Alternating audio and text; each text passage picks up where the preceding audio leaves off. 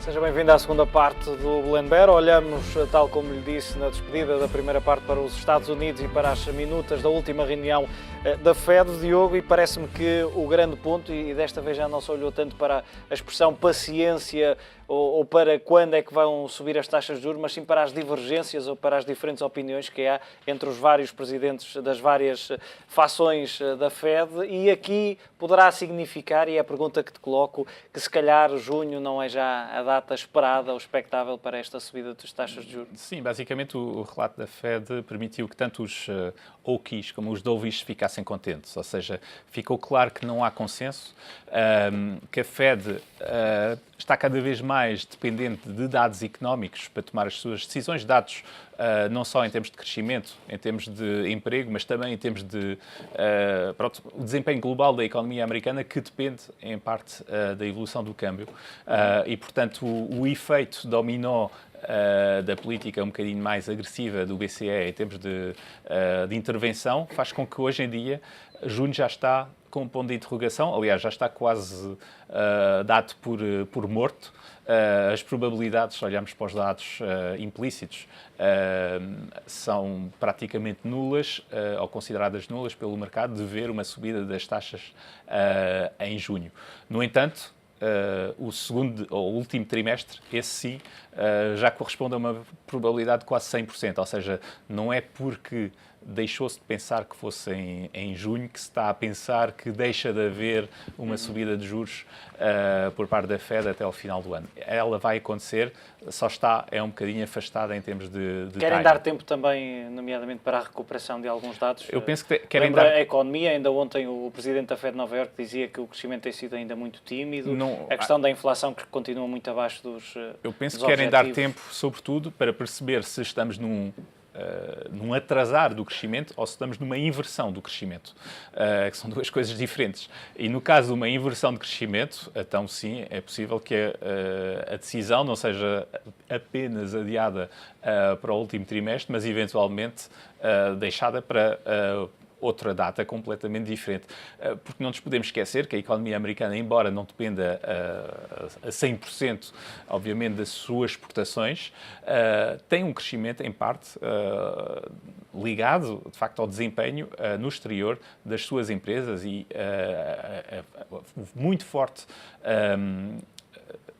a muito forte evolução do dólar em relação às outras moedas vai pesar. Vamos começar a ver agora resultados de empresas para este primeiro trimestre de 2015, Também vai provavelmente ser a desapontar. O segundo trimestre, em julho, poderá confirmar esse desapontamento e, portanto, creio que a Fed quer esperar para ver se, de facto, este impacto do dólar forte não é demasiado forte para justificar, por exemplo, que não haja uma subida de juros ou que essas subidas sejam muito menores em relação ao que estava estimado até agora. Carlos, é verdade que os dados, não podemos dizer que os dados macro que têm sido conhecidos sejam necessariamente maus, mas também não podemos dizer que sejam de total confiança, e por isso estas posições diferentes entre os vários presidentes da Fed. Sim, e vimos também aqui um pormenor, que esta reunião aconteceu 17, 18 de março e no finais de março, no início de abril, tivemos os dados de emprego relativamente a março que foram bastante abaixo do que aquilo que eram esperado. Portanto, ainda não vi este elemento aqui no ponto de discussão, caso houvesse.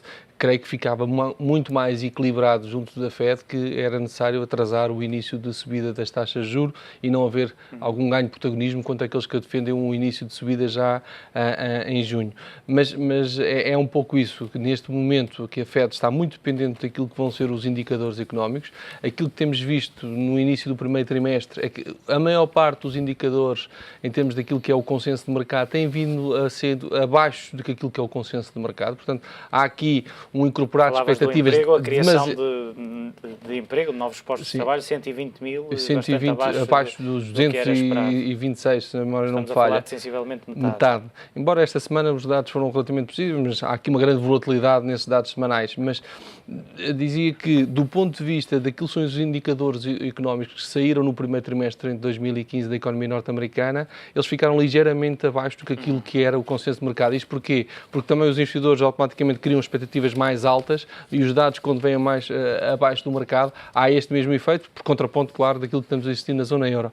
Mas neste momento há esta forte dependência e a questão da valorização do dólar é um aspecto muitíssimo importante e vamos acompanhar agora nesta earning season a parte também da questão do crescimento dos salários, que se começa a falar alguma pressão a nível salarial por parte das empresas e vamos ver quais são os efeitos que isso poderão ter nos resultados das empresas e também no outlook, fruto desta mesma variação cambial. A questão do dólar vai ter aqui um papel importante, Nuno. Não se tem falado, e se olharmos para as minutas, vai-se lendo aqui e ali algumas questões à questão monetária, mas a verdade é que impõe aqui algum respeito e alguns receios aos vários presidentes ou governadores, como lhes quisermos chamar. Sim, quer dizer, tem aqui dois efeitos. Um é na taxa de inflação, ou seja, na inflação nominal, ou seja, a importação de inflação é inexistente com a força do dólar, por um lado. Por outro lado, eu não creio que as exportações sejam muito afetadas, por uma simples razão que as grandes empresas multinacionais norte-americanas já estão globalmente cobertas, ou seja, têm centros de produção fora dos Estados Unidos. Aqui o grande problema está na repatriação dos resultados, ou seja, a repatriação dos resultados que não são denominados em dólares fica obviamente afetada e, portanto, se calhar este problema do dólar vai se refletir mais ao nível empresarial do que propriamente ao nível macroeconómico. E, por outro lado, a nível macroeconómico, temos o reverso da medalha da força do dólar, que é um consumo interno muito forte. Portanto, nesse aspecto, todos os analistas estimam que, enfim, ou favorecem o investimento em empresas que estão expostas ao setor do consumo doméstico nos Estados Unidos. Portanto, o dólar é, de facto, uma variável importante e que vem ter um efeito, de facto, na taxa de inflação, a taxa de inflação que está bastante ancorada, em níveis bastante baixos, o que, enfim, acaba por ser mais um fator negativo, porque o petróleo e a queda do preço do petróleo e todo o complexo dos preços da energia veio por aí abaixo e, obviamente, isto faz com que a inflação também tenha níveis baixos e, portanto, quando olhamos para os grandes números da economia americana, não vemos um crescimento acima do produto potencial, por um lado. Por outro lado, não vemos também a inflação a nível da inflação salarial, apesar da taxa de desemprego ter caído bastante, houve progressos fantásticos a nível da taxa de desemprego e, por outro lado, também não vemos... 5,5% em março. Exatamente, e por outro lado, não há aqui grandes razões, sob o ponto de vista, quando olhamos para as grandes massas, sem nos determos nos pormenores, grandes razões para a Reserva Federal começar a subir as taxas de juros de uma forma muito acelerada. Agora, se é junho ou setembro, eu acho que acaba por ter um efeito absolutamente marginal. Nós sabemos que elas vão subir, até porque mais tarde ou mais cedo a Reserva Federal, a Fed, vai deter-se menos nos assuntos macroeconómicos e, enfim, nestas variáveis macroeconómicas, que são justamente, nós temos denotado uma grande volatilidade dos indicadores macroeconómicos norte-americanos e europeus também. Já o ano passado vimos trimestres em que a economia até decresceu marginalmente e no trimestre seguinte subiu mais de 5%. Portanto, existe aqui alguma volatilidade a nível dos resultados. Eu acho que mais tarde ou mais cedo os progressos são feitos, acho que são sólidos. Os progressos da economia americana são muito evidentes. O sistema financeiro está bastante mais sólido. O preço dos mercados imobiliários, os preços do mercado imobiliário voltou também a recuperar. A taxa de desemprego baixou e, portanto, eu acho que mais tarde ou mais cedo, eu acho que não vai haver aqui nenhuma inversão. Nenhuma inversão, são apenas ajustamentos cíclicos e a volatilidade dos números e das estatísticas. Provavelmente a Reserva Federal vai se deter nos próximos tempos nos desequilíbrios que as taxas de juros baixas, ou excessivamente baixas, podem trazer ao nível do pricing dos ativos financeiros, eventuais desequilíbrios e criação de bolhas. Enfim, nós temos memória curta, normalmente os mercados têm memória curta, se recuarmos 10 anos, concluímos que grande parte, não precisamos recuar 10 anos, mas depois do ataque das Torres Gêmeas e depois do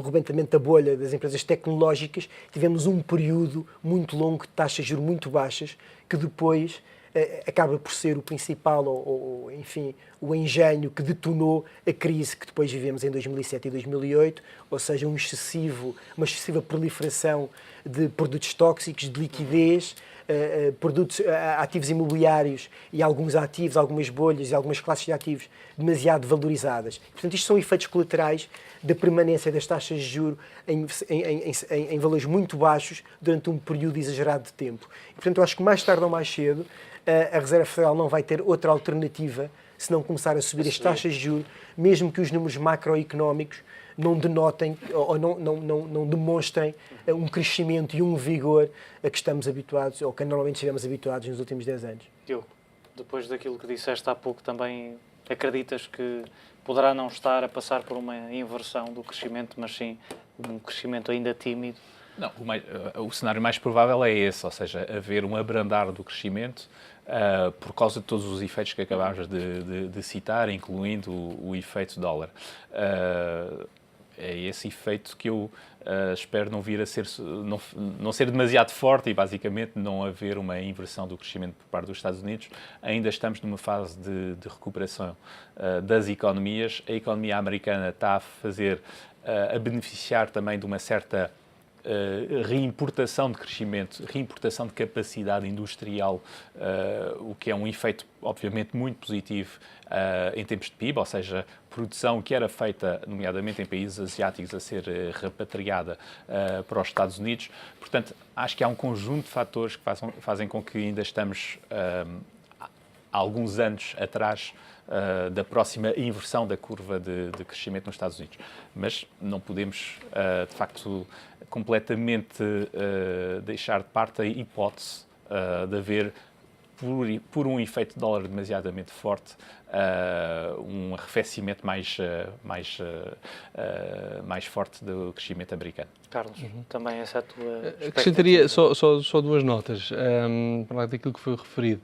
Por um lado, esta força do dólar também poderá ser um sinal e um fator de motivação de algumas empresas americanas darem o salto transatlântico e adquirirem algumas empresas europeias, e vimos esta semana isso mesmo, ao mesmo tempo que a questão da Fed, para lá da questão importante que é a subida de taxas de juros, tem um outro problema, que é aquilo que tem um balanço de dívida pública norte-americana. Quando atingir o seu reembolso, quem é que vai conseguir absorver e como é que os Estados Unidos vão financiar nessa mesma altura? Porque, entretanto, desta crise financeira, enquanto que vamos ter a primeira subida de taxas de juros nos Estados Unidos, ao mesmo tempo que a própria Fed terá que desembolsar e terá que injetar no mercado toda a componente de títulos que comprou entretanto.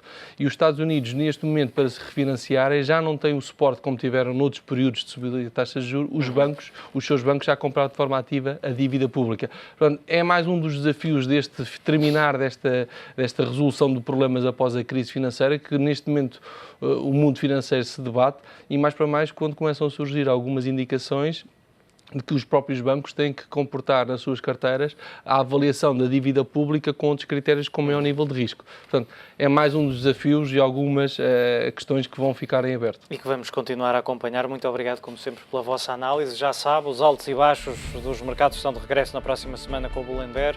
Até lá, faça bons investimentos.